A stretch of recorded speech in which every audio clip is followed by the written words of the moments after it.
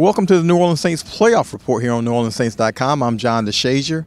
It is Wednesday, and as you can see in front of me right here, the George S. Halas Trophy. That's awarded to the NFC champion each year, and the Saints already have one of these trophies. However, they're looking forward to hopefully getting another one in Sunday's NFC Championship game here at the Mercedes-Benz Superdome against the Los Angeles Rams. Now, the Saints, again, have been in this position before. They've been in two previous NFC Championship games, the last one in the 2009 season, and Drew Brees and Coach Sean Payton know exactly how difficult it is to repeat that performance and reach the NFC Championship game. You know, a lot goes into it. Obviously, you have to play good football. You know, we just finished talking about, you know, as you set your goals to start the season, you start with trying to win your division. You know, the second goal being, you know, get the best seed possible. And obviously, it's a long season. So, yeah, to get to these games are as a coach, this is my fourth one, and you recognize the journey is there's a lot that goes into it. I think that's been well communicated, really, as we've journeyed through the season here, and as we've hit every benchmark and made it to each level that we aspire to get to. You know, don't take it for granted. Appreciate it. It takes a lot of hard work to get here.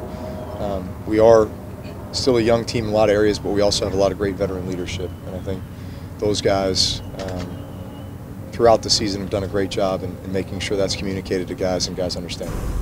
Now, of course, over the course of a season, teams adjust, they change because of injury and such, and the Rams are no different than most teams. They're a different team than when they came here in November in that 45-35 loss to the Saints. Gone is receiver Cooper Kupp. However, they have added running back C.J. Anderson, who has given them a new dimension offensively. I think when you got two dynamic running backs, you know, you don't have to worry about when you're going to call runs. You know, they can call runs all game and they ain't got to worry about somebody, you know, wearing down.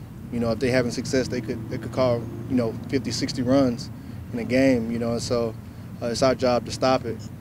But they're tough, and they can pose some matchup problems for defenses, and so we got to be locked in. Now, we mentioned the Rams changes. However, the Saints have changed some defensively also. The Saints lost defensive tackle Sheldon Rankins in the NFC divisional game against Philadelphia. He's gone for the season. So stepping in for him in the starting lineup, likely David Onyemata, who's been a part of that rotation, along with Tyler Davidson and Sheldon Rankins. That means stepping up behind them will be rookie defensive tackle Taylor Stallworth, who's been in the rotation a bit, but certainly is going to have to step up his snap count and his effectiveness.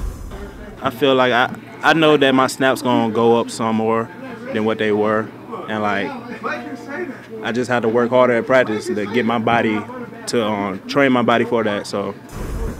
Well, that's it for this edition of the Saints Playoff Report here on NewOrleansSaints.com. I'm John DeShazier. Check NewOrleansSaints.com for any injury-related news for this day and the rest of this week. Saints do have an addition, defensive tackle Tyron Walker, who might or might not contribute on Sunday. We'll see how that goes as the week progresses. Walker is a former Saint, so he knows the defensive system. He should be able to step in and help defensively, but they might not need him for this game. Again, we'll see how that progresses as the week goes on. I'm John DeShazier for videographer, producer Ashley Amos, and we will catch you here on NewOrleansSaints.com tomorrow for the next edition of the Saints Playoff Report.